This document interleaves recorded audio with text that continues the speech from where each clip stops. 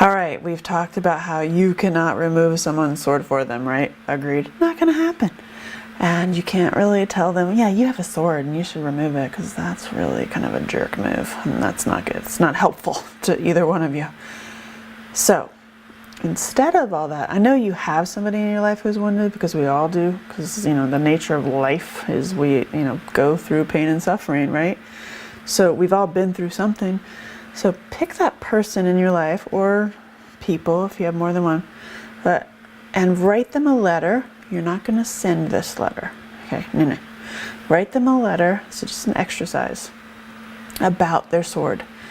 Write how you are present with them and you can see it, and you see them and you support them without it. Like, this is an exercise for you to start seeing them without it, because where the exercise will lead is you can start reacting to them as if they're already at a healing stage, which actually will help them do it. This is, again, so many things you're doing inside your head that it's kind of like, I love you squish. It's like, I love the healed you and I'm so happy that you got better.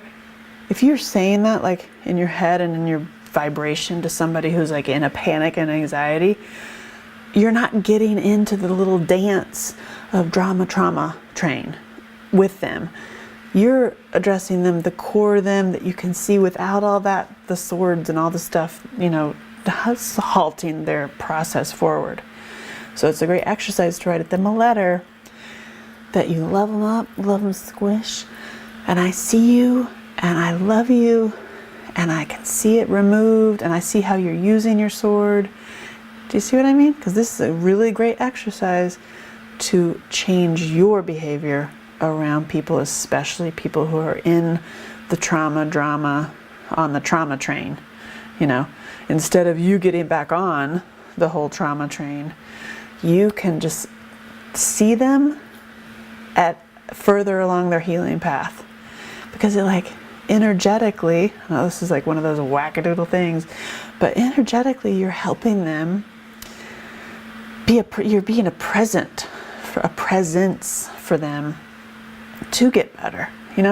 It's kind of like, I hate to throw some Jesus at you, but it's like in a church situation, or a profound sacred temple, when you have the person that sees you for soul and sees you for the divine spark of spirit that you are. They're not getting into all your stuff, because they realize that that's all your stuff, that's all your human existence on this level. You're in some quicksand muck. They see you as the divine, right? So it's just an exercise for you to play with that idea. Like if the whole religious and sacred temple thing, you're like, forget it. Look at it like thought patterns. You're changing the thought patterns. I love you squish, So just do an exercise for somebody else in your life that you totally see their sword. You're like, oh God. Without ever telling them they have to remove it. You can share this program with them, or you can share the workbook, or tell them what you did to get better. Not a good idea to ever say and then you need to do that. No. You are an example to them, and you are supportive of them moving on, okay? Do you see how that works? You're just holding the space. Does that make sense? Just try it. Try writing a letter. And again, you're not going to send this letter. This is all stuff to do in your brain that affects your whole body, and actually ends up affecting everyone around you. It's amazing how that happens. I love you. I love you, Squish.